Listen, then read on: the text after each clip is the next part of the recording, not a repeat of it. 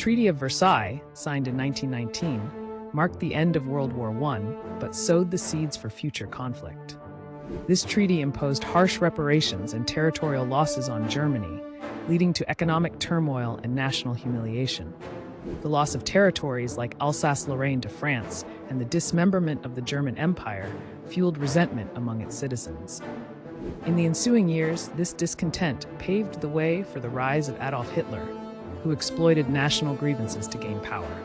Hitler's Nazi Party promised to restore Germany's former glory, appealing to a populace desperate for change. Meanwhile, the treaty's impact reverberated throughout Europe as other nations faced their own post-war challenges. The League of Nations, intended to maintain peace, proved ineffective against aggression. Countries like Italy and Japan, dissatisfied with their post-war status, began to chase imperial ambitions. By the 1930s, Europe was on the brink of conflict, with militarization on the rise and alliances forming. The stage was set for a devastating war, as the failures of the Treaty of Versailles transformed a fragile peace into a powder keg of tensions and ambitions that would soon ignite into World War II. Blitzkrieg, or lightning war, revolutionized military strategy in the early days of World War II. This tactic emphasized rapid movement and overwhelming force, enabling German forces to achieve swift victories. The strategy relied on the coordinated use of infantry, tanks, and air support, allowing for deep penetrations into enemy territory before they could effectively respond. The invasion of Poland in September 1939 marked the first major application of Blitzkrieg.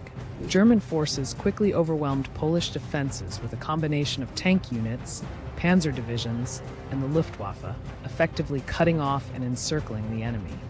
Following Poland, Blitzkrieg was employed against France in 1940. The Germans launched a surprise attack through the Ardennes, bypassing the heavily fortified Maginot Line.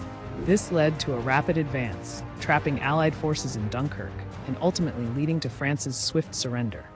Blitzkrieg tactics showcased the importance of speed and coordination in modern warfare, allowing Germany to dominate the early stages of the war and set the stage for further military engagements across Europe. The stunning effectiveness of this approach changed the face of combat during World War II. In the summer of 1940, the skies above Britain erupted into chaos as the Battle of Britain unfolded. This was a pivotal moment in World War II, with the Royal Air Force RAF fiercely defending against the relentless attacks of the German Luftwaffe. British pilots, often outnumbered, displayed remarkable bravery and skill as they engaged in intense dogfights, soaring through the clouds in iconic aircraft like the Spitfire and Hurricane. Each aerial clash was a fight for survival, with the roar of engines and the crackle of gunfire echoing in the skies. The Luftwaffe aimed to achieve air superiority to support an invasion, but the tenacity of the RAF pilots turned the tide. Amidst the chaos, Winston Churchill rallied the nation with his stirring speech, declaring, "Never in the field of human conflict was so much owed by so many to so few." This tribute highlighted the immense sacrifice and courage displayed by the pilots. The battle raged on, with strategies evolving and the resolve of both sides tested. The RAF's defense was not just about planes in the sky. It embodied the spirit of resilience and determination that defined the British response to tyranny.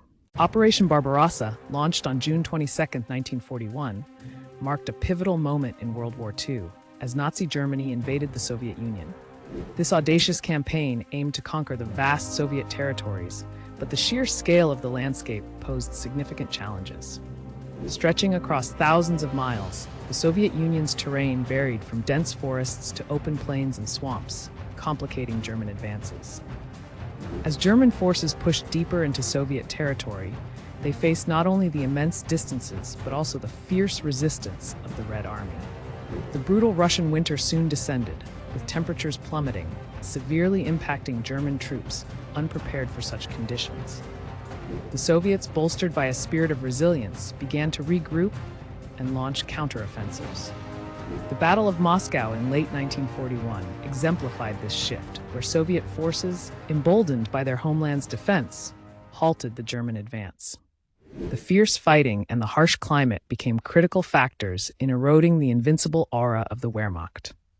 As the Soviet Union mobilized its resources and manpower, the tide of the war began to turn, foreshadowing the eventual decline of Nazi Germany's expansionist ambitions. The North African campaign was a pivotal front during World War II, marked by fierce battles between the Allies and Axis powers in the vast deserts. Control of North Africa was crucial, as it provided access to the Mediterranean Sea and the vital Suez Canal, a crucial trade and military route. One of the most notable figures in this campaign was General Erwin Rommel, known as the Desert Fox. His leadership of the Africa Corps showcased his tactical brilliance, pushing the Allies to their limits in battles like Tobruk and Gazala.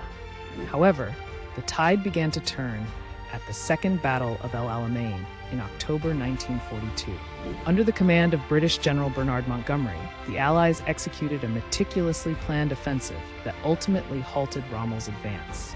With superior logistics, intelligence, and a strong resolve, Montgomery's forces secured a decisive victory. This battle marked a significant turning point in the campaign, shifting the momentum towards the Allies. Following El Alamein, the Axis forces retreated, paving the way for the Allied liberation of North Africa. The campaign is not just about land. It was about control of crucial supply routes and the ability to launch future operations into Europe. In World War II, the Allies employed a unique unit known as the Ghost Army, which specialized in deception tactics to mislead German forces. This unconventional group utilized inflatable tanks, trucks, and artillery to create the illusion of a large military presence. These decoys were strategically positioned to draw enemy attention away from actual troop movements and plans. In addition to visual deception, the Ghost Army used sound mimics, broadcasting fake radio transmissions that imitated the sounds of heavy machinery and troop movements. This auditory manipulation further convinced the Germans that there were larger Allied forces in the area. The psychological impact of these tactics was profound. The Germans often diverted resources and attention based on misleading information. The Ghost Army demonstrated that warfare is not just about brute force, but also about strategy and cunning. Deception in warfare can lead to significant advantages, allowing forces to secure victories without direct confrontation. This creative approach to military tactics showcases the power of innovation in overcoming challenges on the battlefield. The success of the Ghost Army underscores the critical role of psychological warfare in achieving strategic objectives. The preparations for the D-Day invasion on June 6, 1944, were monumental, involving extensive strategic planning and logistics. The operation, codenamed Operation Overlord, required coordination among Allied forces including the United States, Britain, and Canada. In the months leading up to the invasion, leaders such as General Dwight D. Eisenhower oversaw the assembly of an unprecedented multinational force. Training exercises were conducted to ensure troops were ready for the harsh conditions they would face on the beaches of Normandy. The Allies amassed thousands of ships, landing crafts, and supplies, all crucial for the success of the mission. Intelligence efforts, including deception operations like Operation Fortitude, misled German forces regarding the actual landing site. On the eve of the invasion, the weather played a critical role as a brief window of favorable conditions was needed for the assault. Paratroopers dropped behind enemy lines to secure key positions, while naval bombardments softened German defenses. As dawn broke on June 6th, troops landed on 5 beaches, facing fierce resistance. The preparation and bravery demonstrated by these soldiers marked a pivotal moment in the war, laying the groundwork for the liberation of Europe from Nazi control. As April 1945 unfolded, the Battle of Berlin marked the climax of World War II in Europe. The Red Army besieged the city, unleashing relentless artillery and air assaults. Berlin, once a symbol of Nazi power, was reduced to ruins, its streets littered with debris and the remnants of a crumbling regime. Amidst the chaos, German forces fiercely defended the Reichstag, the heart of the Nazi government, but the tide was unmistakably turning. On April 30th, Adolf Hitler took his own life, sealing Germany's fate. Days later, Soviet troops stormed the Reichstag, raising the red flag over the historic building, a powerful symbol of victory. By May 7th, the unconditional surrender of Germany was announced. Across Europe, people erupted in celebration, relief washing over nations long under the shadow of tyranny. However, the cost was staggering. Millions had perished, cities lay in ruins, and the scars of war would shape the continent for decades.